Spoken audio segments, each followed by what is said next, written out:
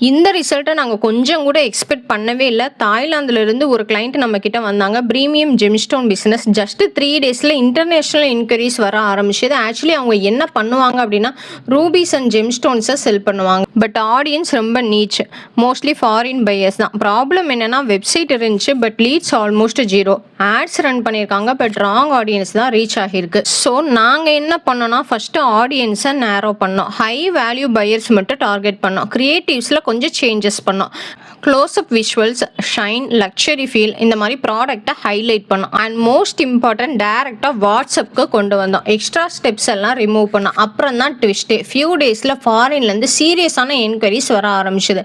1-2 buyers ரொம்ப ஜென்யூனாக பேசுனாங்க. அப்போ தான் கிளியர் ஆச்சு, இந்த மாதிரி பிஸ்னஸ்க்கு ஆட்ஸ் போடுறது மட்டும் பத்தாது, கரெக்டான ஆடியன்ஸ் தான் கேம் சேஞ்ச் பண்ணோம். ஸோ நாங்கள் என்ன பண்ணுறோன்னா, ஜஸ்ட் ஆட்ஸ் இல்லை, உங்கள் பிஸ்னஸ்க்கு செட் ஆகிற ஃபுல் சிஸ்டம் பில்ட் பண்ணுவோம். இஃப் உங்கள் பிஸ்னஸ்லேயும் லீட்ஸ் வரலன்னா எனக்கு டிஎம் பண்ணுங்கள். ஸ்ட்ரைட்டாக சொல்கிறேன் என்ன பண்ணலான்னு.